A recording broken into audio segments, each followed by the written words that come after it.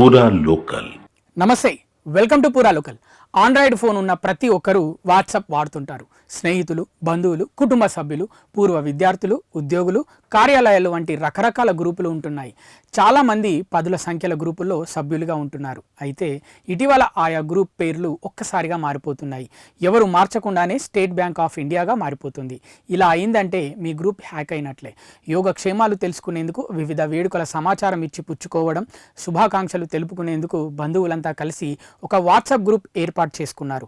ఇటీవల అకస్మాత్తుగా గ్రూప్ పేరు యోనో ఎస్బీఐ లోగోతో స్టేట్ బ్యాంక్ ఆఫ్ ఇండియాగా మారిపోయింది. అందులోని ఒక సభ్యుడి పేరుతో YONO SBI PAN update APK పేరుతో ఒక లింక్ వచ్చింది. వెంటనే ఒక సభ్యుడు అప్రమత్తమయ్యారు. అది వైరల్ ఫైల్ అని, ఎవరు క్లిక్ చేయవద్దని హెచ్చరించారు. దాన్ని ఎవరు క్లిక్ చేయకపోవడంతో సైబర్ నేరగాళ్ల బారిన పడకుండా తప్పించుకున్నారు.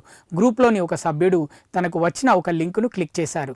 అది వైరస్ ఫైల్ కావడంతో అతని చరవాణి హ్యాక్ అయింది. హ్యాక్ చేసిన సైబర్ నేరగాళ్లు యోనో ఎస్బీఐ పాన్ అప్డేట్ పేరుతో వైరస్ ఏపీకే ఫైల్ను తయారు చేసి ఆ గ్రూప్ సభ్యుడి చరవాణిలో ఉన్న కాంటాక్ట్ నంబర్లన్నిటికీ వారే పంపించేశారు. అంతేకాదు, అతను ఉన్న ఇతర వాట్సాప్ గ్రూపులన్నింటిలోకి అతని పేరుతో YONO SBI PAN update APK virus file వెళ్ళిపోయింది. వాట్సాప్ గ్రూప్లో ఉన్న వాళ్ళంతా ఇలాంటి సంఘటనల పట్ల అప్రమత్తంగా ఉండాలంటున్నారు సైబర్ క్రైమ్ సిఐ గుణారాం. గ్రూప్లోని సభ్యుల పేరుతో ఏపీకే ఫైల్ వచ్చినా దాన్ని క్లిక్ చేయవద్దు. ఒకవేళ ఎవరైనా తెలియక క్లిక్ చేస్తే క్షణాల వ్యవధిలో దిద్దుబాటు చర్యలు తీసుకోవాలని ఆయన సూచిస్తున్నారు.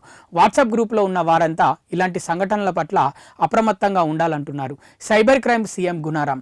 గ్రూప్లోని సభ్యుల పేరుతో ఏపీకే ఫైల్ వచ్చినా దాన్ని క్లిక్ చేయవద్దు. ఒకవేళ ఎవరైనా తెలియక క్లిక్ చేస్తే క్షణాల వ్యవధిలో దిద్దుబాటు చర్యలు తీసుకోవాలని ఆయన సూచిస్తున్నారు. వెంటనే సదరు వాట్సాప్ గ్రూప్ నుంచి బయటకు వచ్చేయాలి. చరవాణిని ఫార్మాట్ చేయాలి.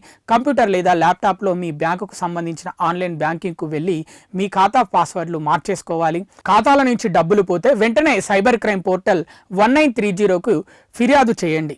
గంట వ్యవధిలో ఫిర్యాదు చేస్తే పోయిన డబ్బును వెనక్కి తీసుకువచ్చేందుకు వీలవుతుంది. బ్యాంకింగ్కు లింక్ అయిన చరవాణి నంబర్కు వాట్సాప్ లేకుండా చూసుకోండి. బ్యాంకింగ్ లావాదేవీల సిమ్ కోసం ప్రత్యేకంగా ఒక చరవాణి పెట్టుకోండి. వేరే నంబర్కు వాట్సాప్ ఉండి అదే చరవాణిలో మీ బ్యాంకింగ్ లావాదేవీల సిమ్ ఉంచవద్దు.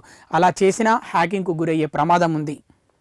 ఇవి ఇప్పటి వరకు ఉన్న అప్డేట్స్. మరిన్ని అప్డేట్స్ కోసం చూస్తూనే ఉండండి పూరా local, your choice for local voice.